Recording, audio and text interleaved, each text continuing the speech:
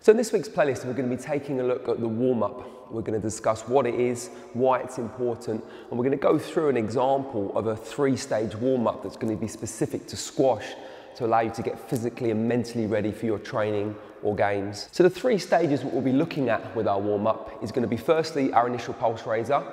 Secondly, we're going into our dynamic mobility, and then thirdly, it's our specific or our secondary pulse raiser. A good way to remember and think about those 3 stages of the warm-up is with the acronym RAMP. So the R is raise, that's our initial pulse raising. The A is activate, so that's when we're doing, as part of our sort of mobility routine, actually getting a few of the muscles firing, getting the glutes working. The M then becomes immobilize, which is sort of mobilizing those key muscles around the hip, the ankle, the shoulder, those muscles that we're going to be using as part of the game. And then finally the P is our potentiate, that's getting the body finally ready, that kind of specific sprints and ghosting. So again, when you go into that first rally, you're ready to perform at your very best. Probably one of the biggest errors that I see people make as part of their warm-up is to make the mobility component a little bit too static, so they're kind of standing still and stretching and going through those sort of traditional hamstring stretches, quad stretches.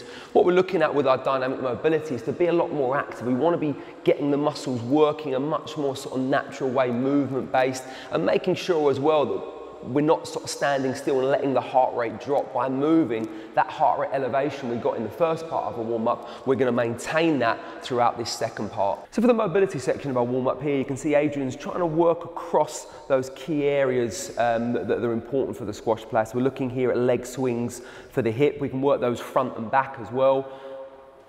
So working side to side, so we're sort of working the adductors, the abductors. If Adrian now turns to the side and does a sort of front and back, working more through the hip flexors, the glutes. We're sort of working all of those muscles all in and around that hip joint complex there.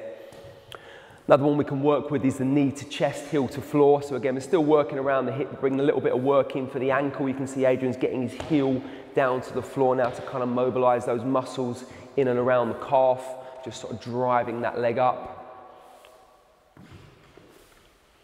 Another good one is to sort of work on an opening and closing of the hips, so sort of stepping up and round and back. You'll see football players often do this one to sort of release those muscles in and around the groin area. And again, you've got various sort of lunges you can bring in as well. So lunging through, making it specific, just sort of gradually increasing that range of motion through your lunge action. You can add in sort of twists and turns into this as well to make it a little bit more specific to the game.